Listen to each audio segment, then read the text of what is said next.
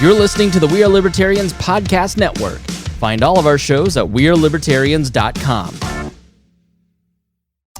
AI is incredible.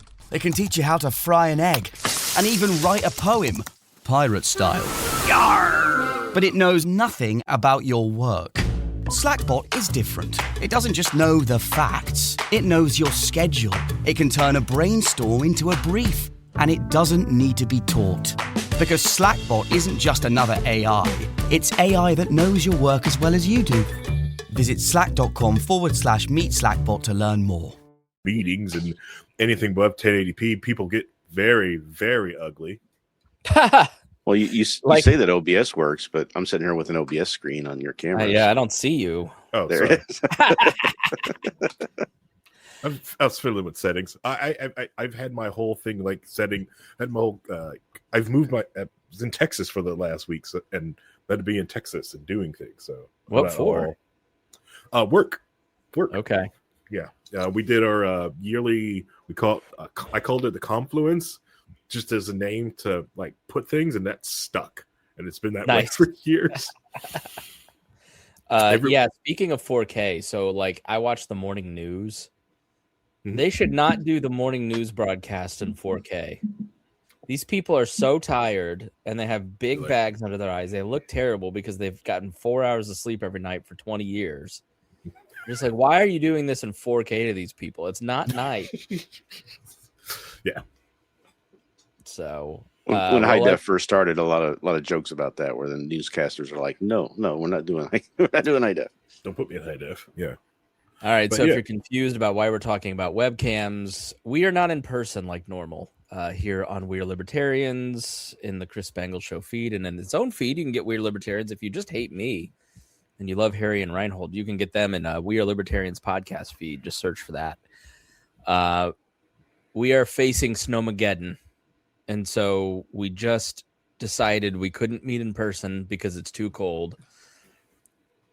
I'm going to be real with you. Here's the honest truth. Harry has written into his contract that if it falls below 32 degrees, he doesn't have to leave his house. And he exercised his option because it's 8 degrees right now. So, I don't like to call you out, Harry, but got to read the fine print. Okay. All right. He's got in the fine print that you have to include the wind chill too. So yeah, that puts it about -12 right now. Yeah, exactly. Yeah. It's ridiculous. Yeah. It's just ridiculous. Well, it's actually some reason, like when I was at work, because I had that work meeting down in Texas, and they were like, we're going to try to leave early. And I'm like, why? It's just a little bit of snow. And they're like, actually, has Harry's contract, the moment it dips below 32, he gets hazard pay while he's down there. So it's cheaper just to let everyone leave early. Yeah. I mean, Harry does not like to be cold. I do love snow. I love snow. Love snow. Looking at it or being in it? Looking at it in my car, looking at it. I love driving in the snow, but I like being in my car, which is heated and it's heated seats. What's funny is Eleonora is 7, and she's so much like her mom. She doesn't have any of my genes because she's my stepdaughter, but she is all about the snow. She gets out there and plays. She'll be out there for 2 hours playing in the snow with her little friend. Matthew, my seed, who looks just like me, walks outside, and you know that meme of the little kid that's a GIF, and they like run out or like run back in? That's Matthew. He's like me. I always hated playing in the snow as a kid. I never liked it. I don't like touching it. It's too cold. I don't like cold hands. BS. It's fine if you got the right. Yeah. If you got the right gear, it's okay. But it's still kind of like, I'd rather be the summer, super hot. I can deal with that. Yes. There's stuff to do. 97 at the state fair with sweat dripping down my butt. I love it. Yep. All right. And I'm gonna do something now that Chris is gonna laugh about. But back in the blizzard of 78. You son of a bitch. We had snow drifts, and I used to play in the snow drifts. That was fun. You dig little tunnels through the snow drifts and everything else. It was a fun time, and we couldn't leave the house for like 2 weeks. So here's what you have to understand about the blizzard of 78. For everyone who wasn't alive for the blizzard of 78, it has become Al Bundy's 4 touchdowns in a single game. Every winter, multiple times a winter, boomers love to talk about the blizzard of 78, and I drove my car through the snow, and I had to this or that. It's like, I get it was bad, but shut up. You don't get a medal for surviving the blizzard of 78. Like it hasn't been that bad since. Let's put it that way. It's about to be. I mean, of course, this could be the next blizzard of 70. I don't know, man. I mean, Evansville's looking at 19 to 25 inches of snow. That's crazy. Honestly, I'm hoping it's worse. I'm hoping it's worse. They keep telling us that there's going to be this much snow, and then how many times is it like half of that? Or you never get what they're telling you or expecting. So yeah. And part of the problem with 78 was the wind. If you look at the wind that we had then, it was massive. That's where all the snow, the drifting came, right? I mean, the road that we lived on was a state road, but it goes down kind of into a gully area and drives for a while, then comes back up out of the gully area. That was smoothed over. There was like 10 to 15 feet of snow on top of the road because of that drifting. We're looking at a chart here, 18 to 30 inches, and that's kind of what Evansville's looking at, 18 to 25. What I love about this chart that we're putting up on the YouTube version, which you can see on the Chris Spangle channel or the We're Libertarians channel. How did they have the modeling for this? Come on. This is probably more accurate than the Blizzard 78. We don't know. They had terrible charts back then. Who knows what they were like measuring with, are those real inches? What they can do is back then, Rhinehold, you guys did the dad thing where you just walked with shoe to shoe to shoe. Mm-hmm. Yep. That's how you measured the inches in the snow. Yeah, and they had those junky rear-wheel drive, ball tires back then, no safety precautions, no posit track, okay? We did not have front-wheel drives back then, let me tell you. It was, and four-wheel drive was a luxury. Yep. How old were you? 38? 138? In the 78? Yeah. Yeah, I was just getting my first 200 years was, just reaching that milestone. It's also Rhinehold's 250th anniversary.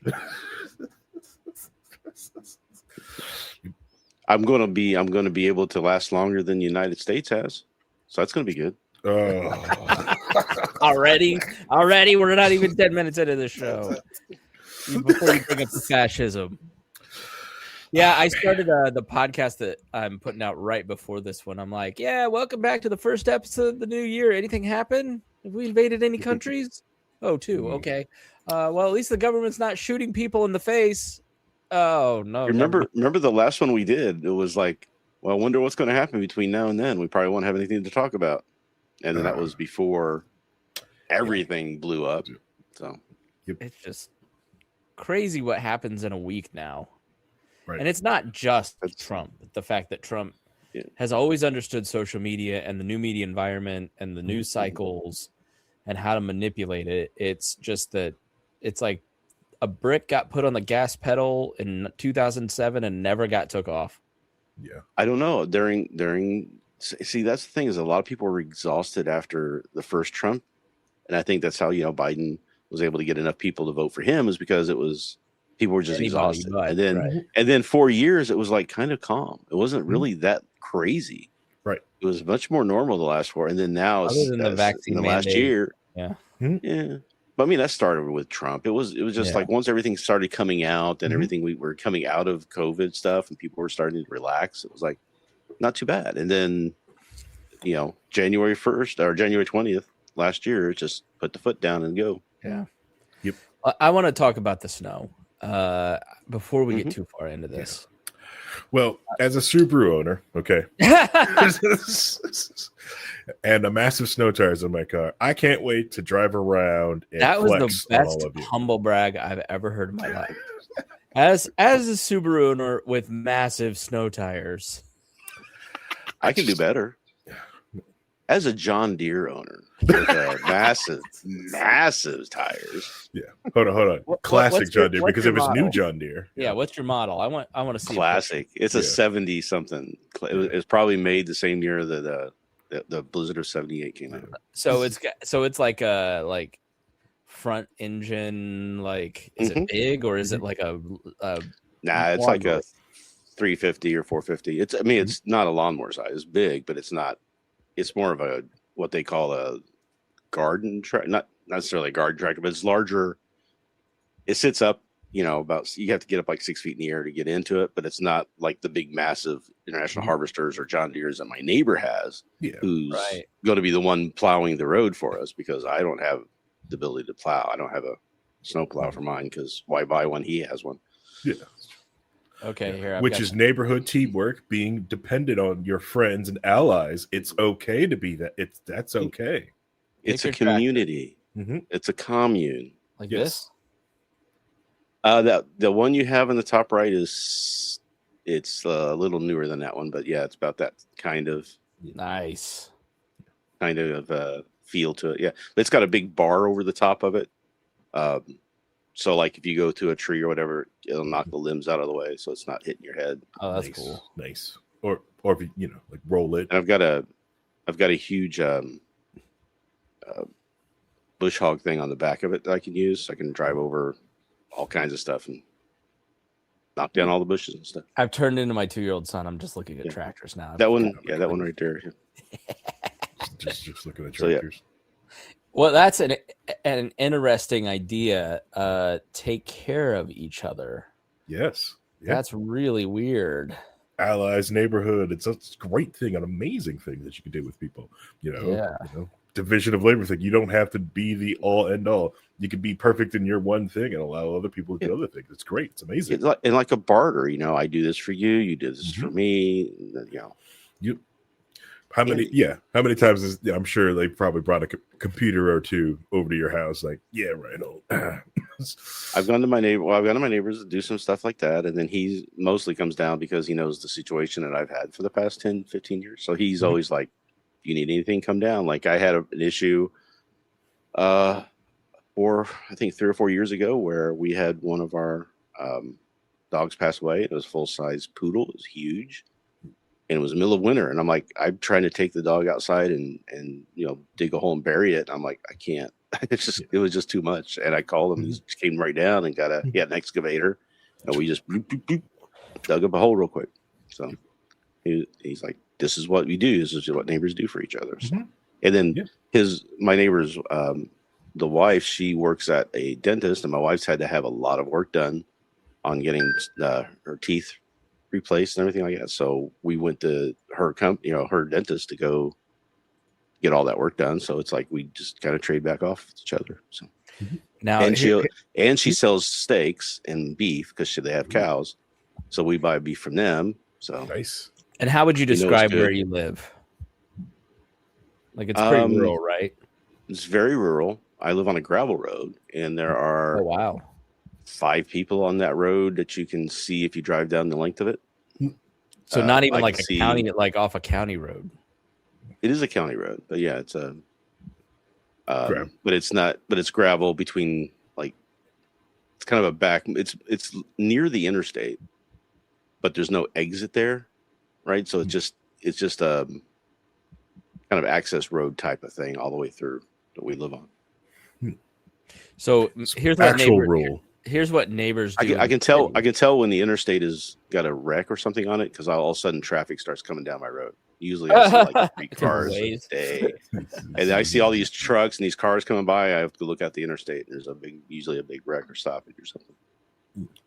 So this is what neighbors do in downtown Indianapolis. They wreck into the back of my car. The city did not plow my street last winter when there was a big snow, and it was icy for weeks, honestly. And Jeep, it was just parked, and it plowed into the back. And so I've been driving like this for about 9 months. But I will say I don't have a car payment, which has been awesome. So isn't it great? It works fine. I drove to Outer Banks like this. And you know what's amazing is people get the hell out of your way when you have a car like that. They do not mess around. If you have no bumper on the back of your car, people let you merge. They don't mess with you. It's great. So you're probably in the sweet spot where you don't have the car payment anymore, but you're not at the point where you're fixing things breaking down every 2 weeks. Yeah. Yes. It's 120,000 miles on a Chevy Yeah. car. So You Which is you get a massive. good year or two in that sweet spot area. Then you start going, I'm spending way too much time getting this car fixed and dealing with this and dealing with that. It's always going to get anyway. Yeah. Which that's a lot of miles on a Chinese made car. Your China car. I bought American, and so did Rhinehold. We bought American cars. What does Rhinehold have? Toyota. Indiana made. I bought American. I bought American car. Subaru. So. Yeah. And Chevy's made in China. Yep. I bought whatever I could afford to finance off the lot that day because I had no other choice financially because I was bad with money back then. Taking American jobs away. Look at you. Well, maybe they need to be replaced. Anyways, he's returning the favor by making sure he doesn't put his carts up, so he gives those people jobs. Okay, that's good. Yeah. Wow. Well, exactly. Right out of the anarchy. The other thing with the snowpocalypse, which I've got neighbors on my street, and I'm getting ready. I had to strongly word in the Facebook group, hey, it's gonna be a snow. Let's get the cars off the street, people. Also, don't block the sidewalks. Okay, all right. Our sidewalks need to be ADA compliant. You need to move freely on the sidewalks. Look at these plowed. Come on, get ready. Yeah, I'll get to it a couple days after. No, get out there and get your heart attacks in place while shoveling that snow. Look, this is the level I'm bringing to community. Okay, this is. Let me show you how I park when I go to the grocery store. I park under the cart corral. This is my car. That's me parking there. Went to the grocery. I bought every rutabaga they had. There's nothing left in my local grocery store. I got about 14 gallons of milk. Here's what I don't understand. Okay, why? I think this is maybe where we can really start the show after all this nonsense. But this is a friend's Facebook page, and you don't need to imagine that hard. But this is a local Kroger here in Indianapolis. No bananas, no vegetables or juice, no milk, no dairy. All the vegetables in the vegetable rack are gone. No bread. No buns, nothing except one little weird loaf of rye bread. Do people... We have probably a solid month's worth of food in the house. If all hell broke loose, it wouldn't be good food. It'd be cans and weird concoctions, but we could make it. Mm-hmm. Do people not have enough to survive from Saturday night to Tuesday morning? Why do they need to go and panic shop like this? Because we're not going to get a catastrophe. 800 miles south of us, poor Shelby down in Alabama and Birmingham, she's going to possibly not have power for a month. That could be catastrophic. Mm-hmm. Tupelo, Mississippi is ground zero. That's 800 miles from us. Why are people prepping for a foot of snow when they're going to be functional by Tuesday, Wednesday at the very worst? You're probably not losing power. And if you do lose power, you're not going to be able to cook those Totino's pizza rolls. So, what are we doing here? Please explain this to me. Are people just that bamboozled by TV news and that easily persuaded? All right. So here's the real thing. Remember, there's some really brilliant, amazing people in the United States, some of the brightest in the world. Unfortunately, also some of the dumbest people in the world. If you're dumb and you live in the United States, it's very easy to stay alive. Anywhere else in the world, you wouldn't have made it this far. But here in the United States, we keep things safe for you. So you've made it this far. We're the Peter principle of nations is what you're saying. So you've made it this far. So they are influenced by this. They also a lot of people freak out. But this is also human nature. It's the one you do when you get to these prepping communities, they talk about oh, do this, or the whole you also make sure to understand why we have fishing and hunting rules, because if everyone freaked out just went hunting, we'd cull the deer population in less than a month. Yeah, I mean, before COVID, it was easy to see 2 weeks before everybody realized what was going on. Mm-hmm. Oh, supply chains are going to be completely crushed. You better stock up on some. If you use it every day, you better buy 5 extra because it could be, and that's basically what happened. Yeah. But you weren't going to like not have milk and bread. But like in this case, it's like, so I don't get the whole. It was a little different for that because it wasn't that the fact that you couldn't go get that from the store. It was that people were scared that they didn't want to leave the house because they were afraid they were going to catch this thing and end up in the hospital on a respirator. Right. So they were scared.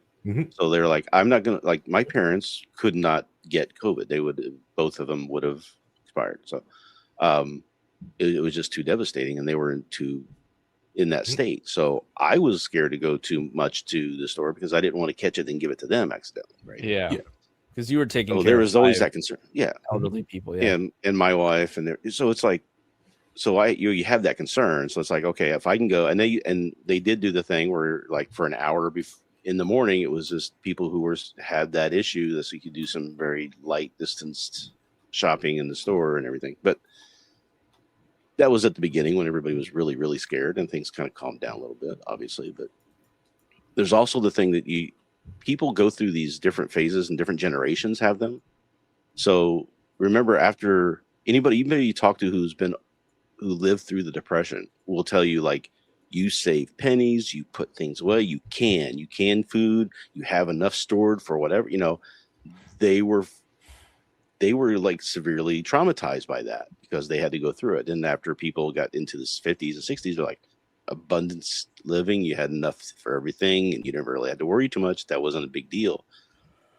Remember in 78, I'll tell you again. So we had issues where we couldn't go out and get food for 2 weeks. Now, 3 days is not a big deal. If I get enough stuff to last for 3 days, if I needed to, I could just drink water instead of Cokes or whatever.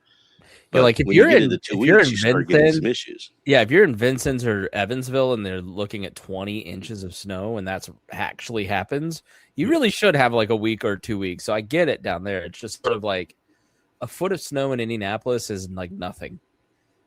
Like I said, my parents canned. My mom, every year we would can food. We'd always have food all winter long, just in case, partially because my dad worked construction, and the winter months were always hard. Yeah, because he didn't always have work, so he'd have 3 or 4 months where he didn't have any money coming in. So we would stock up during the summer. He had to kill his for the winter. Harry, he had to kill his pet raccoon to make a hat. That's how bad it was. But so it just depends on your experiences levels. Right now, a lot of people who live in the city should never have. I mean, even if they have the worst storm ever, you still can walk to a grocery store or a drugstore or something on the corner where you can buy something. Right, you go to a gas station, you can buy some sushi or something. You can always have something. Yeah, if you live in Brown County or Monroe County, like. That you're not going to be getting out of driveways and up and down hills and ice and I mean it's you are stuck. Speak for yourself. Super drivers will be fine. Big tires, big snow tires. But but that's also the vibe between the actual rural people and the rural cosplayers that live in my community. That cosplay. Oh yeah, you're not rural. Put the big stupid truck away. You're not rural. You don't need that gigantic thing. But like it's also like and it's also that part of everyone's brain, like I've got to get mine, F everyone else, and the also lack of that because we have tools to solve for this, they just won't let us use them because some people are like, well, you can't do this, and it's really we could just use capitalism. We know these goods are going to be scarce. We just need to raise the price for them. Just limit that demand down. So if someone goes like, yes, I can easily get a bunch of milks because $2 a gallon, but go to $8 a gallon. I only really need the one. Yeah. I can let me get the 4 cases of toilet paper. Right. Yeah. How much are you going to poop? How much? Get a bidet. Yeah. Don't have to worry about it so much. I am prepping for the storm. Okay. And I'm doing my part to be responsible. I have not made an Amazon order today, so no one has to deliver it tomorrow. Please, I don't want your applause. I am a hero. I am sacrificing, but I had 3 different deliveries come this morning. Good. So because I knew this was coming, so I had orders placed so I could have Kroger deliver this morning, I had Walmart deliver what Kroger was out of. And then I had TSC deliver like dog food, cat food, and stuff like that I need. You know what? Walmart delivery seems to be killing it in rural areas where Amazon still can take it like a few days. My brother lives kind of out towards Rhinehold. And like I get stuff in 45 minutes sometimes because I am in the center of like half a dozen Amazon warehouses here in Indianapolis. But out in the sticks, it's a little harder, but Walmart, because they have so much footprint in so many places, they can get you stuff so much quicker in your area. So what's funny is the Walmart that I live near has a distribution center right next to it. Yeah. So they're never really out of stuff. And then I'm part of Walmart Plus where I can get, I get free delivery. So why wouldn't I take advantage of free delivery? Or you can pay a couple extra bucks and get 1 hour delivery for all your food. You can have it here in an hour if I needed it. Yeah. And they have people that just jump in, they do the shopping, jump in the car, drive over, and I get to know them. There's usually the same group of people. So you start to get to know the people. I talked to the one this morning from the Walmart. I'd let the dogs out. So he called me and I was like, oh, I'll let the dogs in. Don't worry. Because he's like, I know they're like the sweetest dogs. They won't hurt you. But what they do is they jump on you because they're so excited that somebody's here. So they will knock you over, and there's 9 of them, and they're big, and they all just like he said they ripped his pants last time. Oh my gosh. But yeah, I can have Kroger here in a couple of hours if I want to pay the extra money. Kroger, if I get the delivery ordered the night before, it's there first thing in the morning, 7 a.m. for free. I can get Walmart within 3 hours for free. I can get TSC, can get deliver, and once a quarter, because I'm spending so much money there, once a quarter I get free same day delivery, or I can have it just delivered over a couple days before I need it. I can even have it set up on schedule, where I can have things just scheduled coming here, just like Amazon does. So it's really a point where Kroger's really pushing back on Amazon on some of that delivery stuff. Now Amazon's going to give you a much better but not so much anymore. But I think they have a much wider range of things that you can order from Amazon. The problem with Walmart is that they've got too many third party people that they push for, where Amazon does too, but it's not as much. Like Amazon backs up a lot more stuff than what Kroger will back up. So yeah, and Kroger we'll say, oh, I don't know about them. We can't. You go to these suburban Krogers. I mean, they're like Walmarts. They have clothing sections, and it's not like the Kroger we grew up with. Yeah. So like there's this big turn that Walmart has been doing over the last few years, where I think they finally figured out they can't be complete scumbags, that they've ran out of people who could work for them or did work for them. The same problem that Amazon is running into right now, but it's going to be worse. And that they're realizing that the model that Amazon was using to take everyone out, that Walmart's in a better position because of the distribution in every other center, and showing them like, you know what, like we can actually do this better than they can because of our different models. I have that problem with Amazon where I can get, if I order something and I get like Amazon Prime delivery, but it'll be there in 5 days, right? But if I choose as my delivery option the gas station about 3 or 4 miles from me that has a like Amazon delivery center, like you can go with the lockers. If I have it there, I can have it in a day. That's so interesting. I live 7 miles away. There's no reason why they couldn't deliver it to me on the way out to deliver it to that place. But the way they do it is like those things are like easy to hits on a certain route. Correct. Whereas if they had a bunch of people they had to hit, that's a different driver with a different route. It takes 2 or 3 days later. Yep. I can get if I want the same thing and Walmart has it in stock, I can have it in my house in an hour. Amazon can't do that for me. Yeah.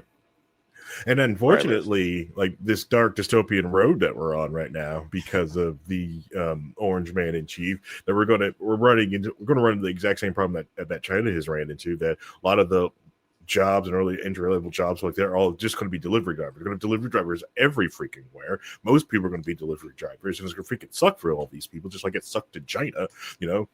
But this is the road that we've been put on, and it, quite frankly, it's great and it sucks at the exact same time. Yeah. Where I'm at now, DoorDash is hard to get drivers for. Like you're hit or miss whether you can order something and have it DoorDash to you. Yep. Right.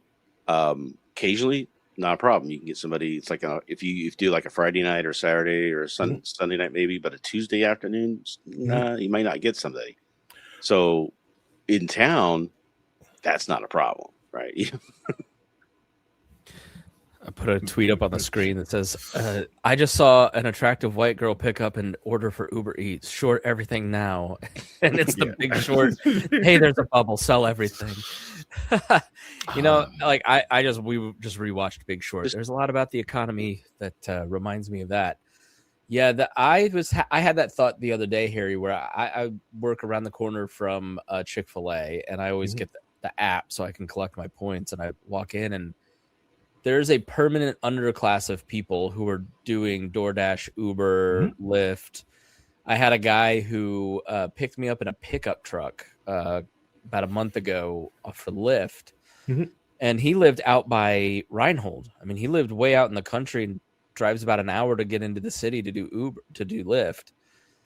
And I was just kind of asking him, like, hey, what's the deal? He can't find work anywhere, not in his area. He's a little too old to do warehouse work.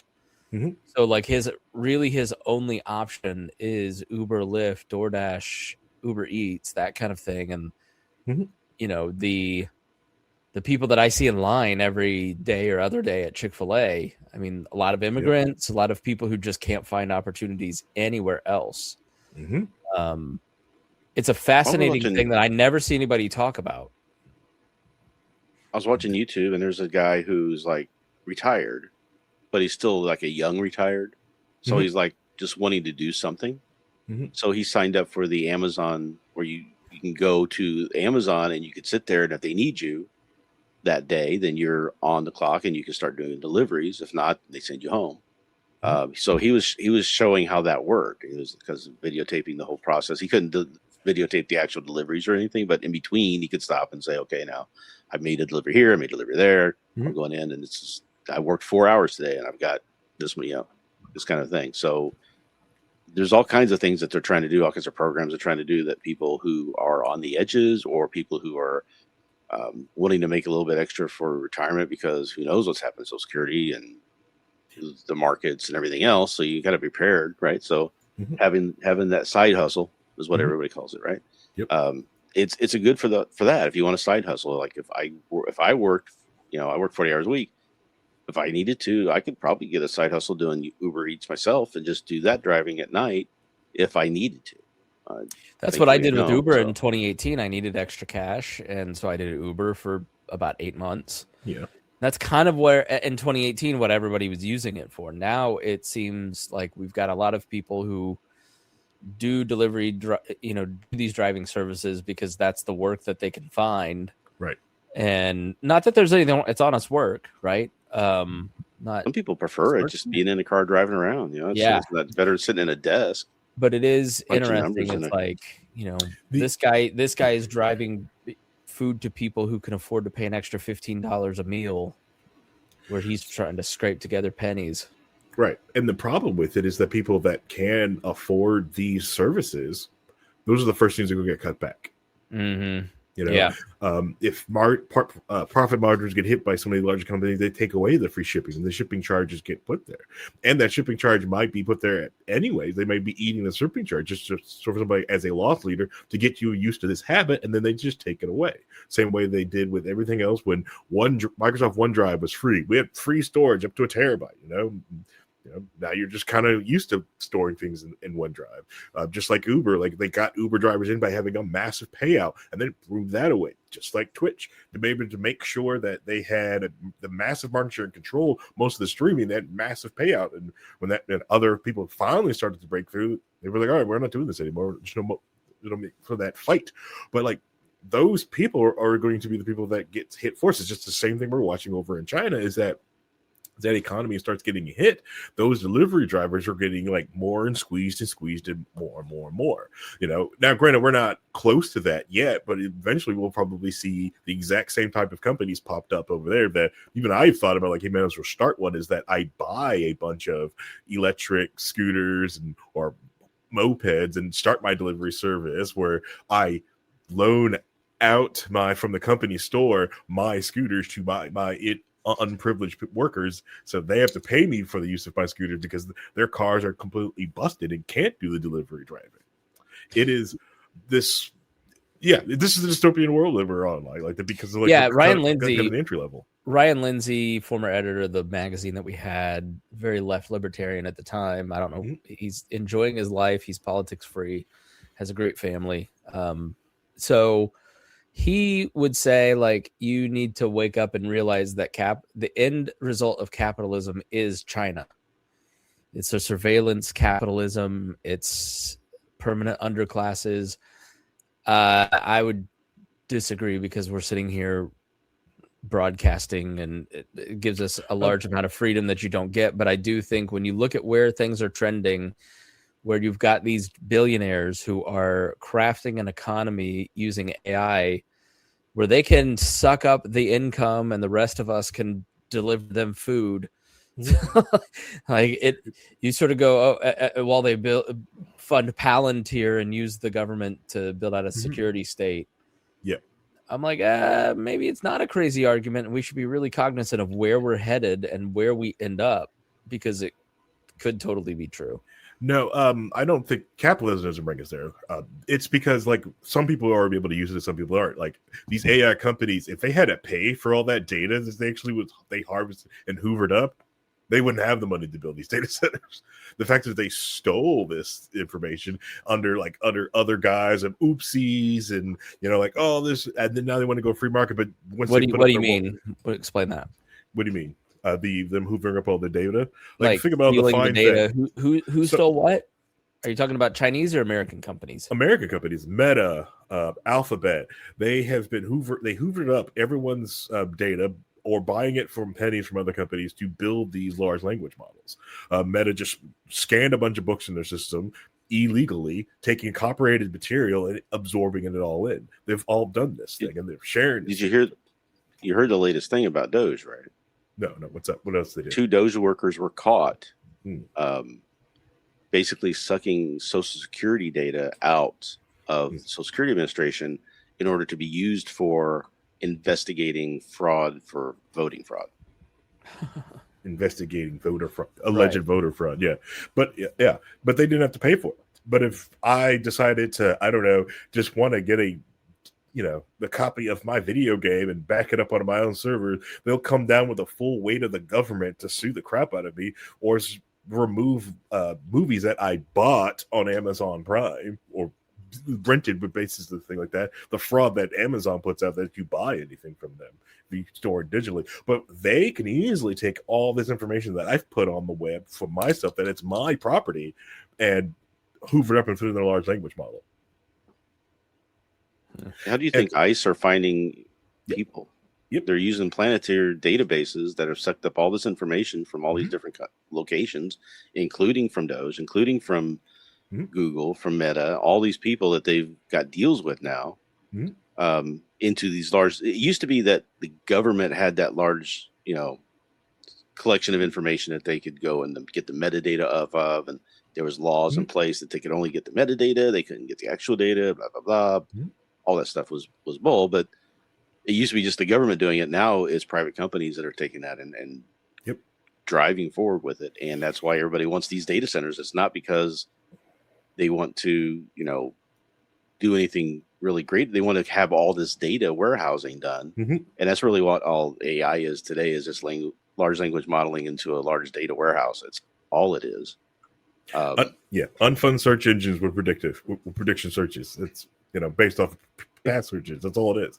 And it's scary, because of it, once again, IBM at the forefront of a possible dystopian nightmare, allegedly. But and that's another reason why, you watch gun owners do not want a database. We don't. A lot of them don't want the database because of this thing. But they're pretty fine with having anyone else get it put on the database. Just the DOJ got blocked trying to put just trans youth on a database, so they get a number of people, so they know where they are. It's. Well, now they're taking your DNA data. If you're 14 or above, and you've had any encounter with the police, they'll take your DNA data and store it. And they're getting all the data from 23andMe. They're getting all the data from all these locations where people just gave their information, gave the data, DNA to them. So it's like, I I won't do any of that stuff because I don't want them having my DNA. So. Yeah, but you can't stop that. You have an idiot cousin somewhere out there that, you know, going like, I want to find out, I show everyone I got Irish heritage, and they find out like they're Polish and black, and they're like, oh crap, you know. They want to prove that they're actual Aryan. Yeah. Yeah. A lot of people I'm pure. Okay. You know, just like that whole, like, what is that whites only town they try to make? I was like, all right, cool. Free DNA testing. I'd love to sit there, like one drop. And rule, watch right? all, you know, and watch all the grades be C's and D's in all the schools, because, you know, it's just going to be homogeneous. You can't, that's how you stagnate. I mean, look at all the people in the Middle Ages with the chins and everything. Come on, you can't stagnate like that. It's it's bad. Yeah, it's like not having the mixture of the thing, and it is. I think that part of capitalism is be able to mix things up and change different things and find out where the market is going. That is like some of the beauty stuff of capitalism. Like you see resources that are scarce and attach prices to it. Like here's the problem. You have capitalism, and then you have what people can do with capitalism, and you can have some people really screw up capitalism. Yes. And that's what we're seeing. We're seeing people screwing it up to the point where you have more and more people saying, well, let's try the socialism shit because this ain't working. Yeah. Right. At least let's try something else, because what we're doing is, and so many people who are like so defensive of capitalism and hate socialism. It's like, great. If you don't want people to go get and try socialism or some other type of ism, post-liberalism or monarchy or whatever, if you don't want that, fix what we have now, because people are getting driven away because of it. And you don't want to fix what we have now. We have the highest wealth inequality that we've had since the French Revolution, probably. We're seeing now that the 80% of the economic output, or people buying stuff, the economic activity, is coming from the top 10 to 20% of the people in the country. Right? There's a whole bunch of people in the majority who are getting squeezed, and that's why populism rises, is because people know how to take advantage of that situation and convince these people that, you know, the reason why it's bad for you is because of these people over here or these people over there, not the system's being manipulated by a bunch of people, right? So what do you do at that point, right? So you've got to, it eventually collapses because people start realizing that that's not the problem, because it keeps getting worse and worse and worse. And then they see all these people on their yachts and they're the Oval Office with gold all over the place, like a gaudy Turkish thing. It is. I honestly love. I don't mind the gold. I think. God, that's so God. You have TDS. That looks terrible. The arch looks terrible. The arches, the gold looks awful. You see the arch? Google the arch. Oh man, what I really hope is when whoever gets to the White House next, just like landlord white paints over the top of it. Just like, you know, I really hope someone does that. I also hate the argument. I want to see somebody come in there and just like, we're going to be, the president's not going to be a king. He's not going to be an elite. He's just going to be somebody who does his job and he goes home. So he's got pictures of Kathy on his wall or something like that, or a couple of Dilberts or something. And it's not like this big show, look at me, because that's what we got now, is we've got somebody who's just so childish. He has to have everybody look at him all the time and praise him all the time because he's so he hates himself so much, but he's also the narcissist completely. Correct. So it's a very bad combination. Yeah.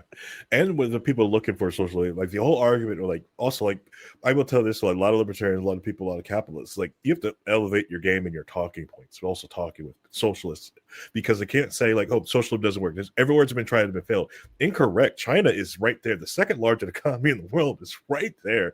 And you can't say it's dependent on America's capitalism. We're dependent on their social system. Yeah, I would say when's capitalism actually succeeded, right? I mean, most of the things that succeeded inside of the capitalism is usually democratic socialist societies and things like that. It's like those are the ones that are prospering and stuff like that. We're not the greatest country in the world like everybody thinks we are. We have done a lot of good stuff, and I'm not knocking it. And we've come a long way, but we're also regressing a lot too with everything, and it's just so frustrating to watch. Speaking of that, and we'll kind of end on this for the next 15 minutes. ICE has just killed another person in Minneapolis. I don't know if you saw this, but it happened right as we were starting the show here.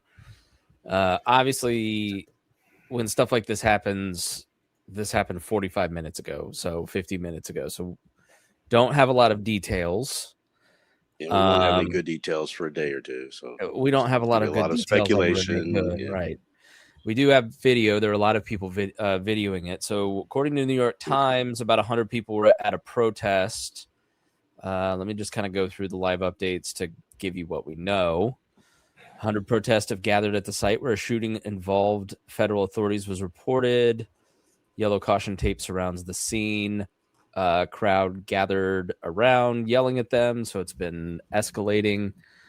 The elected prosecutor, which includes Minneapolis, said that the scene must be secured by local law enforcement for preservation of evidence, which is a sign that maybe Waltz and these others are going to start holding them accountable.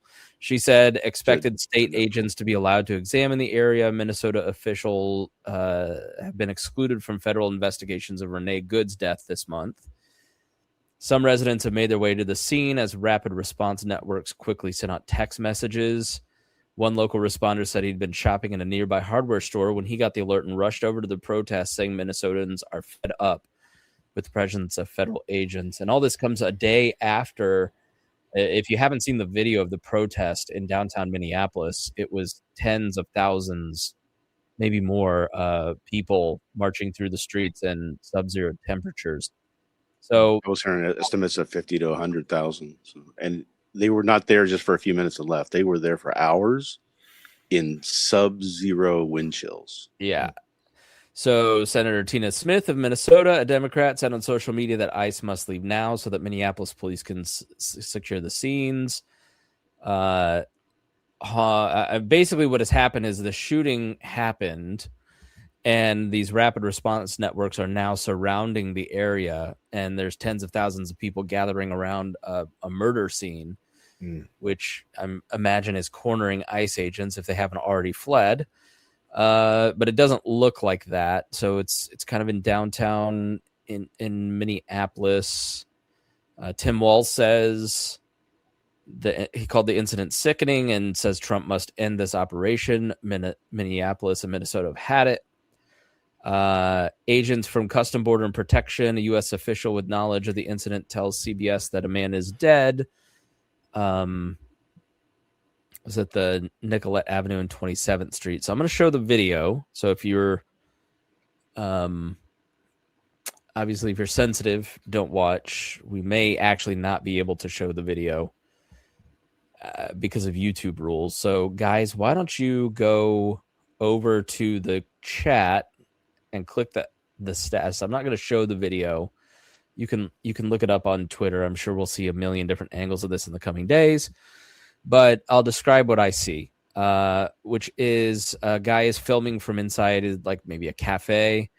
There are 1, 2, 3, 4, 5 ICE agents, and 6, 7. 2 or 3 have the man on the ground, and they're holding him down. And then another one walks up. So there's about 8 guys. When now there's 9 guys, and they have him down on the ground. He's clearly surrounded and overwhelmed. That's when you hear a gunshot. And it is not clear from the video who shoots. One ICE agent told a reporter at the scene that the man had a gun. Although if they're controlling the scene and they're not going to let state officials in, there's absolutely no way to know that for sure. But he's clearly down on the ground and he is surrounded by people. He's struggling to not be arrested. So we'll get a lot of comply or die, and all my Tea Party friends will say he just should have complied and therefore murder is justified. I don't know. Rhinehold, we can't hear you. You're muted. But what I'm looking at, what I've seen, and you can't tell exactly who shot or what happened, but what I've seen that really kind of disgusts me is that as soon as that shot happens, I have the sound off, so I can't tell when it happens, but I can see when it happens because all of these agents who are on top of him, they run away, they scatter. Right. Yeah. Right. Yeah. It's like, oh, please. I mean, So they don't have training for this. They're not trained for this. Like exactly what I was about to say. So if you look at and I talked about the Renee Good in the last episode, but like the guy that shot her wasn't supposed to be standing in front of the car, and there isn't any police department from Indianapolis, Minneapolis, whatever, that would train you to stand in front of the car like that, because you might flee the scene and you might, like these guys, right. If you look into the training that ICE people are getting, there was a reporter who just tried to sign up for ICE and they got like 5 minutes of training or something ridiculous. I forget what the story was, so please don't quote my failing memory, but the training that these guys are getting is very poor, and it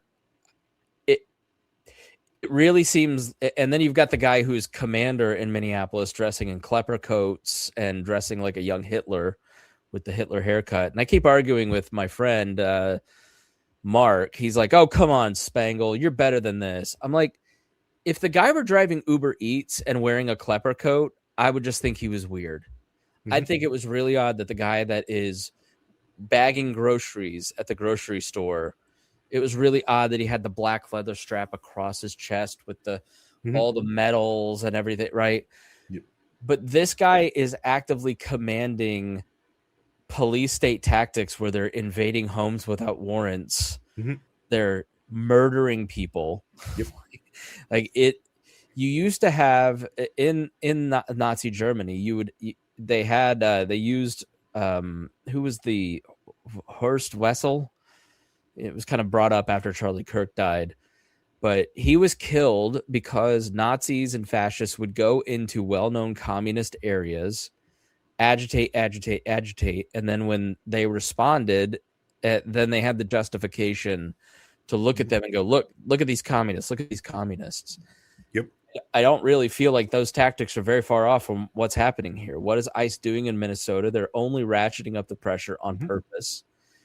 Yep. They really don't care if people get killed. I think we learned from Rittenhouse that a large group of people, like, not sad that guy died, but also like, why was a 17-year-old kid there to begin with a rifle?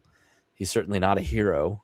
I don't know. It's if you view every human life as sacred, from an ICE agent to an immigrant and everybody in between, and all these different stories, to Renee Good to the guy that killed her, like, you want your government to de-escalate. You don't want it to become more violent. It's everything that you would do that would make sense in terms of training, de-escalation, all the progress that has been made after Philando Castile and Breonna Taylor. All of that is completely eroded in the last year. I mean, it's not police departments doing it. They will eventually do it, but right now it's ICE agents who sign up to go and play cowboy. It's a directive they have. It's the president and Nome have said to these agents, get rough with them. Literally have said that publicly, to get rough with them. And as I've talked to, I was listening to Scaramucci yesterday at his latest release of on the podcast he has. He says that the people who are in ICE now, if they get caught not being rough, they could get demoted, lose half of their pension that they're trying to work for. Right? I mean, they're in a bad state because they're getting pushed by upper management, by the administration, to do this, to be rough with these people. And it's not necessary. These are mostly 95% of the people who they are grabbing are not violent in any way. They're not criminal in any way. There's no need for it, right? They could get these people like Obama did. And Obama deported a lot more people, and he didn't have to do it through these thug tactics like a bully. Right. Yeah. The argument is, nobody protested Obama doing it, but also they weren't arresting American citizens on purpose. Well, Obama didn't do this kind of stuff. If you look at the different tactics, Obama would get people at if they show up in a jail cell and they run their numbers, they find out they're illegal, then they would go and take them from there safely. They didn't set a quota to denaturalize. He wasn't going into towns. He wasn't going into major cities with thousands of people, overwhelming the police force that's there, and just just stop going down through the neighborhoods door by door, knocking doors in to try to find people. Marion County Jail just said that they're only going to hold ICE detainees for 48 hours because our jail is packed. We just built a new jail. Yeah. Because of overcrowding, and it's full because of ICE detainees. Yeah. Like, I think Americans I think it's totally reasonable if someone ends up in jail and they're an illegal immigrant. They're drug dealers, murderers, rapists. Mm-hmm. We don't want those people here. We want them out. Yeah.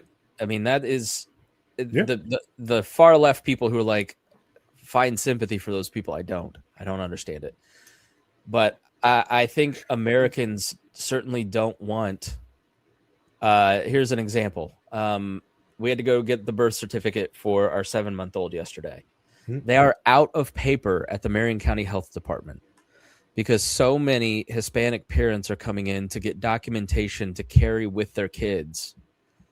There's not a planet that I grew up in where I had to carry my birth certificate with me. Yeah. To school, to the grocery. Like, you had a driver's license. You could just go, and if you get pulled over and you didn't have a driver's license, so you have to have it by this date to this place. So they would look up, see it was valid. A period in your life where having to carry a driver's license was controversial, wasn't it? Right. Yeah. Well, not for having a driver's license. It used to be the big libertarian thing is you had to have a driver's license. I'm like, you can't tell me that I need to have it.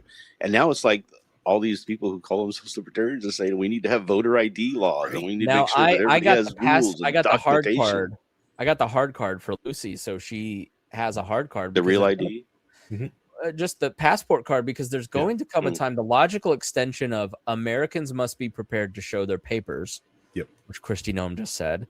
The logical extension of that is that you need probably a passport card to travel and do certain things in this country, and it's fundamentally un-American. They went through all this time when Bush was in, and we had 9/11, and we're trying to, root out terrorism and make sure people are right. So they pushed this real ID through, right? They pushed this law through. There was a lot of fighting, and there was a lot of kickbacks. And we don't really need it. And civil libertarians were fighting against it, and ACLU was fighting against it. And it finally got kind of put into place just over time, and people wearing people down and forcing it through.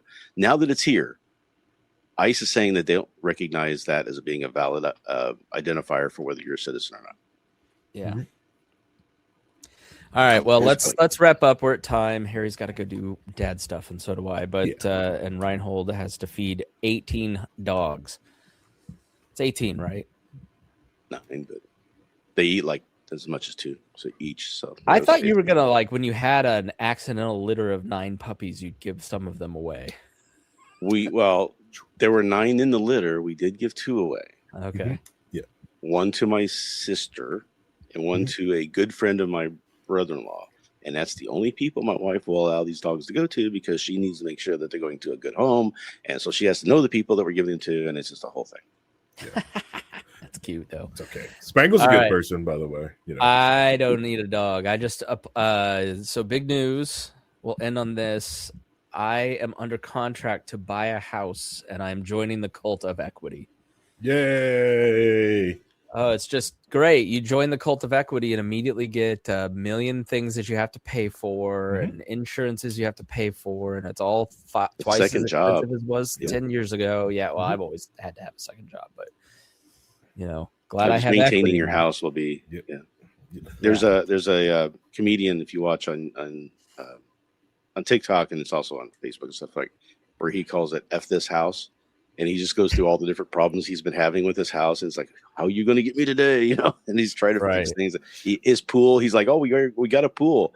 And he said he's nothing but problems with that pool. It's always green. Yep. He's always fighting with it. It's just like, Yeah, it's a nightmare. Yeah. That's a great series. Yeah. Yep. Well, I hope you enjoy your 50-year mortgage. You'll love it. We did not go with the 50-year. Mandatory.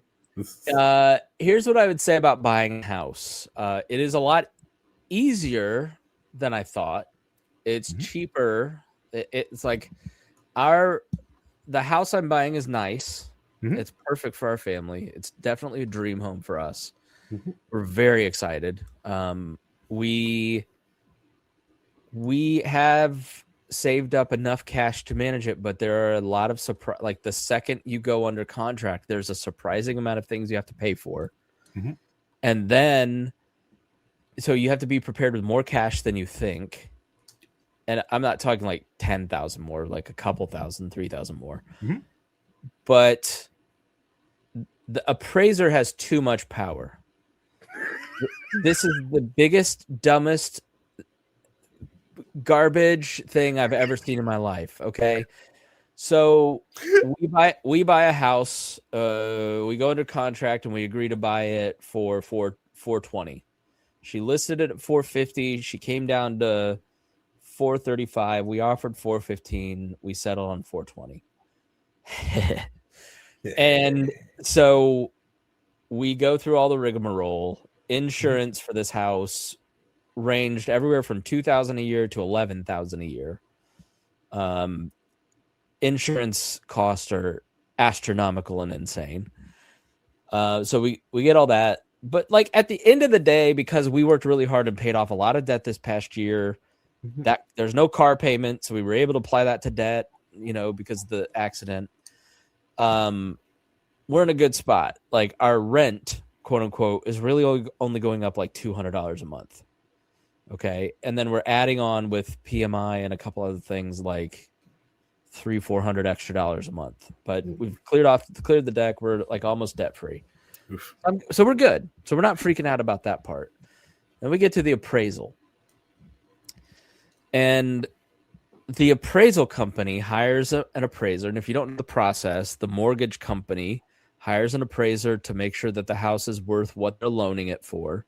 So they hire an independent appraisal company who then hires an independent, quote unquote, appraiser who doesn't work for the country. So it's seemingly there's all these like conflicts of interest can't exist, which is BS because that's not how humans work. If I ran an independent appraisal company and my buddy Harry and Rhinehold were appraisers, I'd hire them to do houses.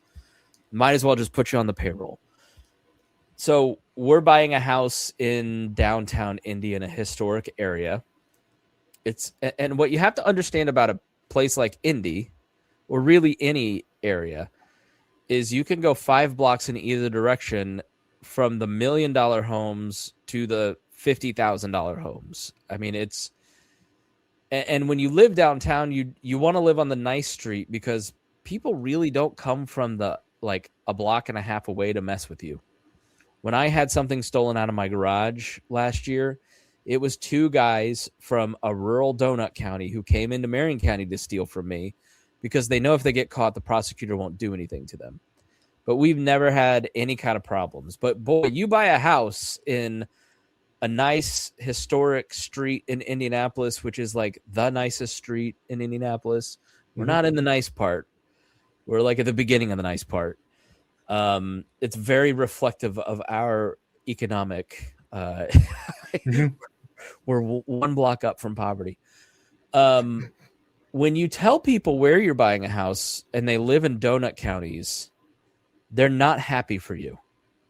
They go, "Are you sure you want to do that?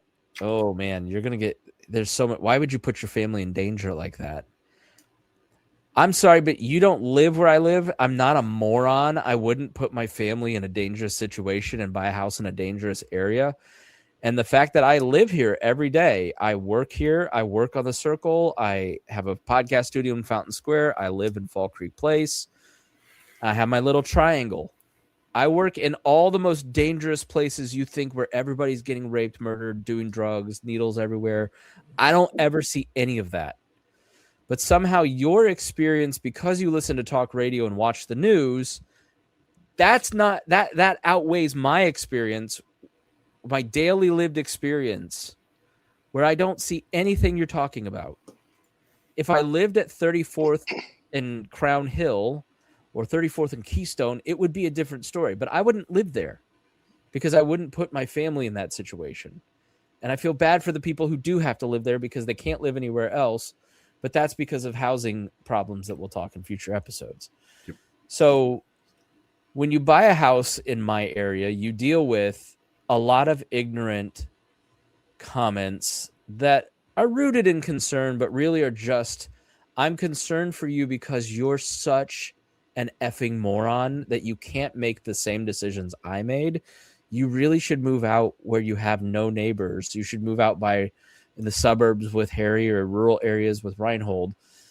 But you know, it just doesn't make sense why you would buy a house. Well, the house that we're buying has doubled in value in the last 4 years. So, and people want to live in an area where we're moving to because we want to live there. There's 7 people from our church on our block, right? So, going back to being neighborly, like people who live in these neighborhoods don't put up with riffraff. They don't put up with BS. They help each other take care of their houses. It's a neighborhood. It's the most neighborly place I've ever lived. You people who live in the suburbs spend all your time in traffic, pull into your garage, walk into your backyard, and you never know the name of the people that live next to you. That's not how it works here. We park on the street. We run into each other. We say hi to each other, watch each other's kids. Reagan just baked bread for the neighbors who lost their job and took it over to them and talked with them for an hour. Like it's an experience that I never had living in the suburbs the last 4 years living downtown. It's the neighborliest place ever. You know, Donna, the 75-year-old black woman who lives next door, you know, let me see if I can pull this pillow, you know, made this pillow for Matthew. You know, his little turkey pillow. She makes a blanket every year for our 3 kids. And then, you know, Miss Kim, who unfortunately passed away, she moved from Seoul, South Korea. It's like a very blended area, people with different backgrounds. I'm sorry, if you live in the suburbs and you have an opinion on city living, you're probably a moron and you're the idiot. You're the ignorant one. Just shut up.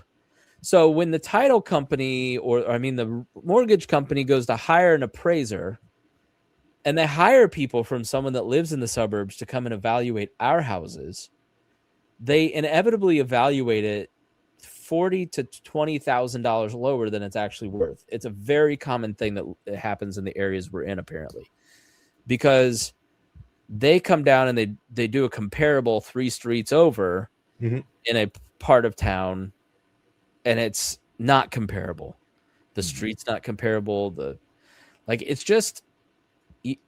And then when the appraiser says it, it's just that's what it is. It's like DCS. It's like if the guardian ad litem thinks you're the bad parent, doesn't matter what the truth is. The guardian ad litem, the appraiser, these independent people that government or big corporations hire, it like, and then the things that must be fixed to be granted the loan, scrape paint off of a back porch in 2-degree weather and restain it. Yep. The person lives in the house. Move things out of the basement. Well, no, Sherlock. Of course they were going to do that. So it's just like the laziest person walked through that house who doesn't respect the area or understand the area. Now it benefits me. Okay. It benefits us because we're going to save a few $100 a month off of our mortgage.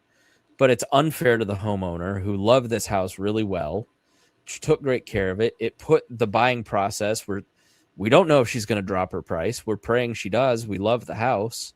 But it's just it's just bonkers to me that someone can be bad at their job and have so much power. But that just seems to be like the MO of corporations and government and presidencies and Congress. And it's like we just have no standards. No standards, Rhinehold. And rant. All right, I'm done.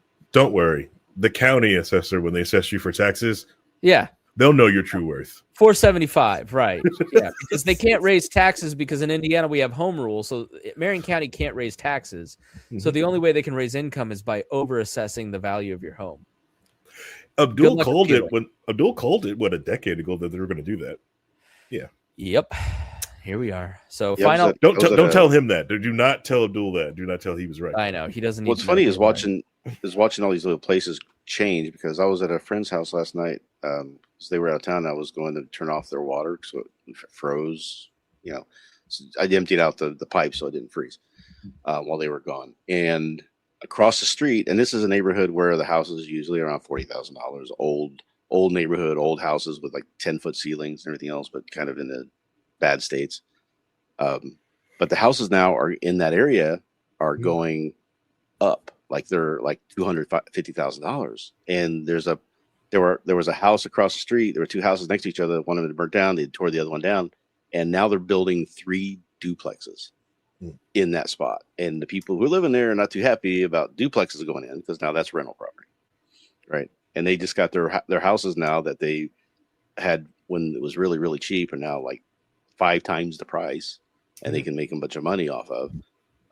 They're going to see those properties go down again probably. So it's just weird on that sort of thing. It's just a block means a difference in this in cities like that.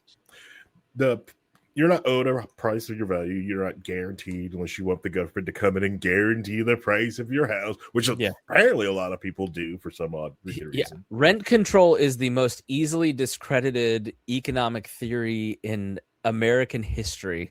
Yep. And still people are like, please set our rents. It makes everything way more expensive. Yep. And housing over and over and over. Yeah. Housing isn't really an investment. It's not supposed to be. It just turned into it. You know, it was because we had no other way to do it, especially like, as soon as you start having interest rates that are 0, which is what this president wants us to go back to, that's free money for rich people, for organizations and companies and things like that. They can now borrow money for free and play with it, right? You can't, but they can. And there's no incentive to save any money because you can't get a savings account more than 0.5% interest. What's the point in doing that? Well, why save money if where you can do you get your money? You put it in. Right. Well, people can't. Companies can't. You know what I'm saying? Or rich people can. Poor people cannot. Poor people get screwed every single time. Well, you're talking to somebody that is an idiot with money who has saved money. So can save money, right? But you're doing it. But you do it a different way. You're not doing it through like when my parents were growing up in the 60s and 70s. You did that by saving money in savings accounts, right? When people were complaining that the interest rate in the early 80s and late 70s, early 80s was like 21% or 18% just to buy a house, you had 8-9% savings accounts where you could, if you had saved the money up and you weren't buying a bunch of stuff, you pay off your mortgage, then you could save money and it would be worth something. And now you can't do that. You have to go into a 401k. You have to go into property. You have to go into assets. You can't go into any other way to save money or make money in this country anymore. Yeah. Well, Harry, finish up. I was just saying, like, the saving things is like, and that people being ignorant of savings is why a lot of people can't pay their student loans because of like the rule of 7. A lot of people aren't used to that. But simple fact. So, like when Rhinehold was growing up, the whole savings account, you could put money away. So if you put $100,000 away, you could get some interest in about 5 to 7 years, which is double in a little basic high interest like savings account. Not too much the case much anymore, but that's also why some people can't pay back their student loans all the time because they're like, well, I deferred it. I'm paying the minimum payment. I'm like, listen, that's a 30-year repayment, doctor. You don't pay that off in like 7 years. That's going to double on you. That's why you can't pay it off because all you people are out there like, I paid the minimum. You idiot fool. And they'll let you defer it for a while. Then when you can't defer it anymore. Yep. All right. Well, thanks for being here, fellas. Thanks for being a part of this. And thank you for listening. Please stay safe. You're probably listening to this in the middle of the storm. And hopefully it's not too bad. And hopefully it's not too bad where you are. And everybody stays safe and nobody loses their life. And I just want ICE to kill less people. All forms of ICE. That would be the dream. But here we are. Would be good. Yeah. So, all right. Thanks, everybody. We'll talk to you soon and see you again here on the Chris Spangle Show. Or We Are Libertarians, whichever.